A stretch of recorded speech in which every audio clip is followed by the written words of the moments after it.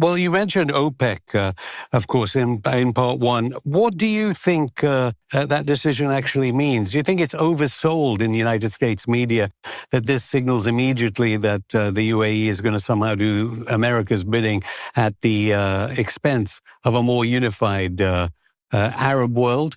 Or do you see it No, as I think actually the UAE forging alliances within the Shanghai Cooperation Organization and BRICS? Of course, the UAE and Iran, the newest members of BRICS. Yeah, look, I think the UAE is showing its growth and maturation. I think all cartels eventually break down, and in many respects, I think it'll benefit the Saudis in the long term as well. But the point is that just shows that even momentary coalescences like that ultimately don't survive. But I think it's really a problem more for Iran because as alternative sources of oil, finance, and other things open up, Iran just becomes less necessary. I mean, one thing that the UAE did very early in the war is cut off Iran's use of Dubai's financial institutions to launder its money out into the international banking system. So it's another major blow for the Iranian regime.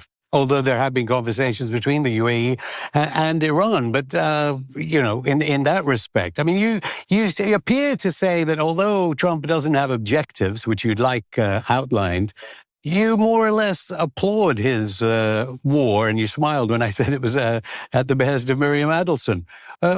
Why does he need to announce the objectives if the actual process is one that you actually support?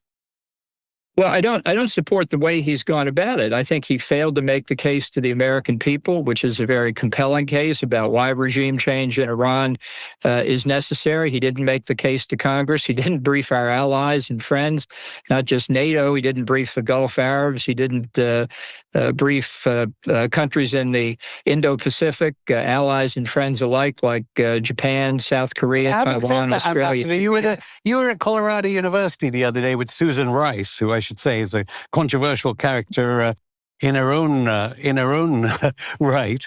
I'd love to have seen that debate. And you said there's never been a rule-based international order. Why do you suddenly want Trump to be wandering around getting the okay from all these different countries? You said it doesn't matter. Not getting the okay. I learned a lot of what I know about diplomacy under George H.W. Bush. He did assemble an international coalition to expel Saddam Hussein from Kuwait. It worked.